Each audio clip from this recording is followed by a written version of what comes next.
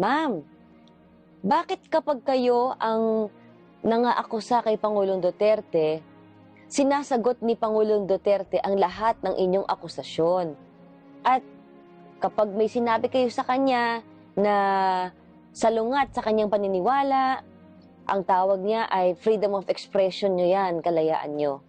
Ngunit, kapag kayo naman ang inakusahan o kinriticize, ang tawag nyo sa amin ay mga troll. At hindi nyo sinasagot ang mga issue. Ma'am, huwag na kayong magtago sa bahag ng inyong spokesperson na si Georgina. Sagutin po ninyo ang mga akusasyon sa inyo. Sagutin po nyo itong nagaliks na kumakalat po sa internet. May kasabihan po tayo, Ma'am Lenny, hindi ba? Silence means yes. Kayo po ba ay may koneksyon sa droga at huweteng? Ang inyong pamilya ba ay may kinalaman sa droga at huweteng sa Naga? Pakisagot po ito, ma'am. We don't want to silence you. Gusto naming magsalita po kayo.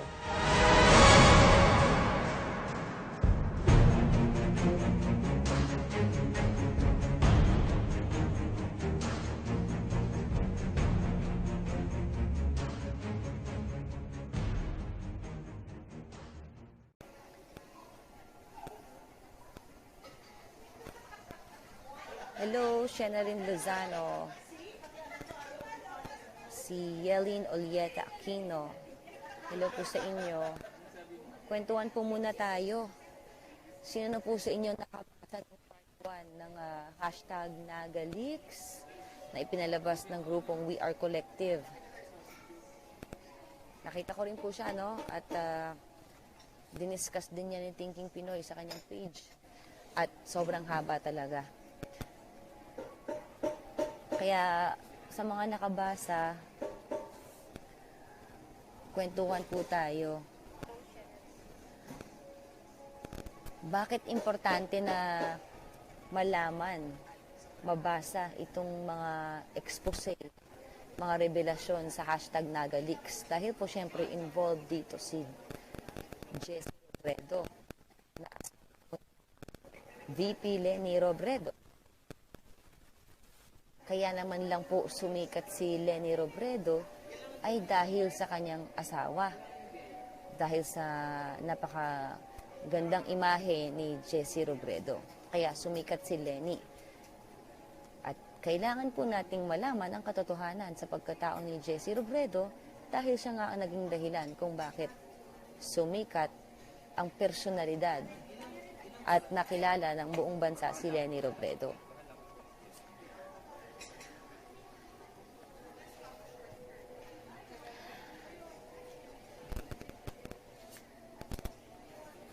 Yung summary po nung Nagaleaks, anyway po ito kasi yon. Una-una, hindi po ako kasama dyan sa grupo na yan na We Are Collective. At wala po akong koneksyon, hindi ko po sila nakakausap. At katulad po ninyo, curious din ako kung anong nilalaman nun. Lumabas po yung part 1 ng Nagaleaks na yan, kanina po 3 p.m. Asan ba dito yung document na yun? Na-download ko yun eh. Tingin nga po.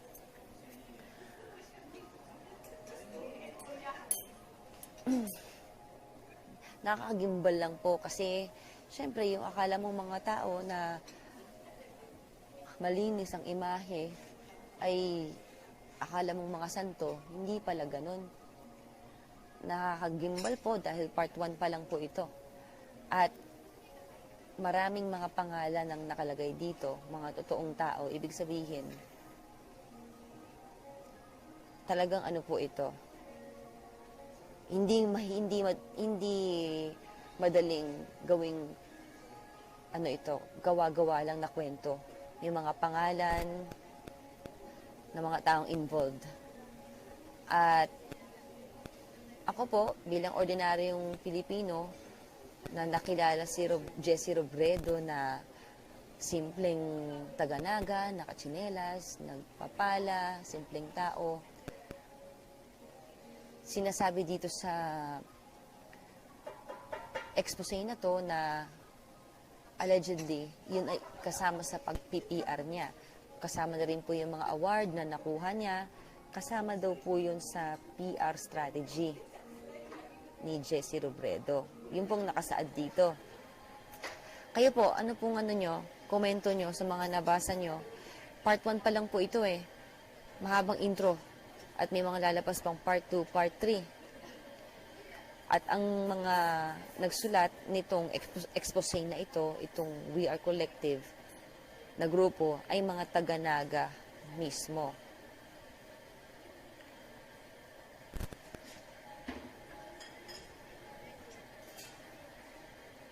At may mga nabanggit po dito, mga pangalan ng mga drug lord. At meron din kaibigan ng drug lord na naging counselor na di umano'y sinuportahan ni Robredo at ng kanyang partido. At may kinalaman din po ang expose na ito sa SALN na ni Jessie Robredo na sinasabing hindi nakalagay lahat doon ng kanyang mga ari-arian at pinag-usapan din dito yung kasong isinampa sa ombudsman laban kay Jessie Robredo na graft and corruption at yung nagsampa ng kaso na yun ay missing o nawala, hindi na nakabalik ng Naga.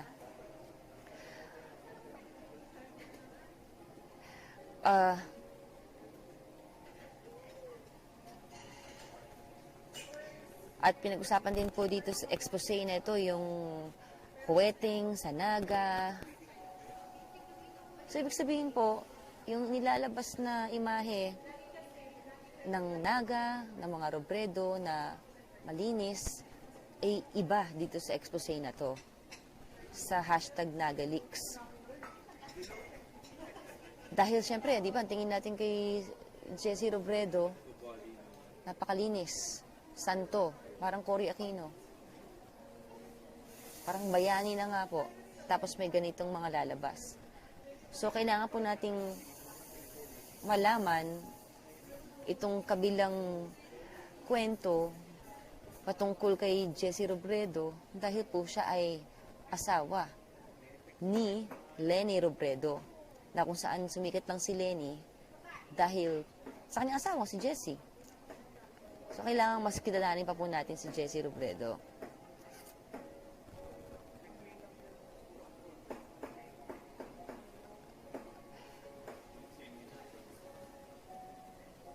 Ayan. So, yung nawawalang tao na nagsampa ng kaso kay Jessie Robredo sa ombudsman, ito nakalagay sa number 5, The Curious Case of Emilio Aguinaldo. Emilio Aguinaldo yung pangalan nung nagsampa ng kaso. Emil, as he is known to friends, used to be a tricycle driver. At naging leader din itong si Emil ng grupong Piston. Noong 1992,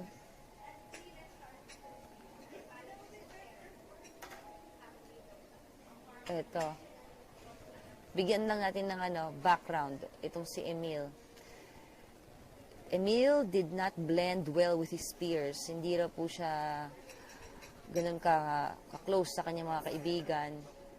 At among his colleagues in the city council were lawyers, ex-judge, former college dean, and businessmen.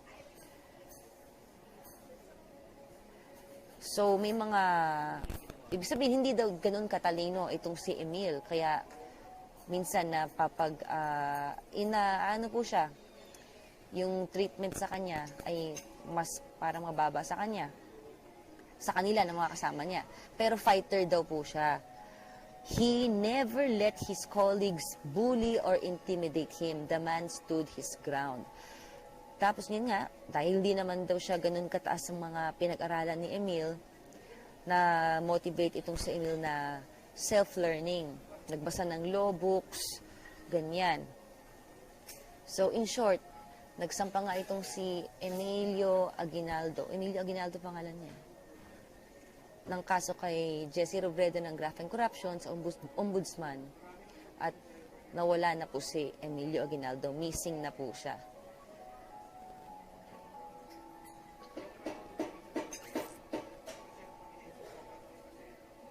Ayan po. Sabi ni Giselle Doneto, nakakalaki lang ng mata yung revelasyon. Nakakasabik basahin yung part 2. Well, for me, totoo yung expose, sabi.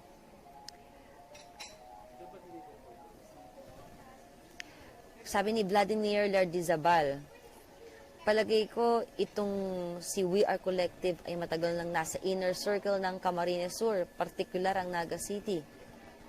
Maybe she is a lawyer by profession. Alam po natin kasi parang grupo po itong We Are Collective.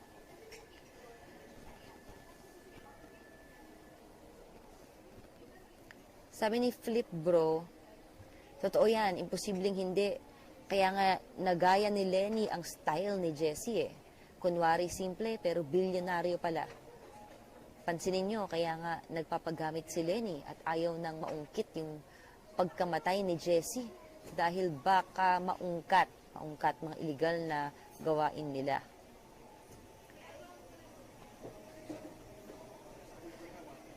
Sabi ni Joel Onslow, parang tumigil ang oras ko sa kababasa. Sabi ni George Umpok, tama lang na isiwalat ang buong katotohanan upang maintindihan ng sambayanan. Mamulat sa totoong senaryo na katunayang tayo ay pinaglalaruan ng mga politikong ganid sa pera at kapangyarihan. Agree po ako dito kay Flip Bro. Yung sinabi niya na pareho ng style daw si Lenny at saka si Jessie. Kasi po, nasabi dito sa article na ito, sa expose po ng hashtag Nagalix ng We Are Collective, meron talagang, lahat naman ng politiko, merong mga PR, kung saan pagmumukaing malinis yung tao, tsinelas, at pwedeng yung style na ginawa kay Jessie ay ginagawa rin kay Lenny Robredo. At yun yung sinabi ng ating isang commenter na ka-DDS. Sabi ni Eli Handro, hashtag Nagalix, mababasa po sa We Are Collective Facebook page. Zia Zofia, I wonder kung namana ni Lenny yung huweteng at drug lord protector status. Ayan po sa mga ka-DDS, basahin po natin. Kung hindi nyo mababasa, ay meron naman pong summary dyan sa page ng We Are Collective. At sabi nga ni Renji J. Nartoriano, kakatapos ko lang po magbasa. Haba pero worth it naman. Excited sa next part.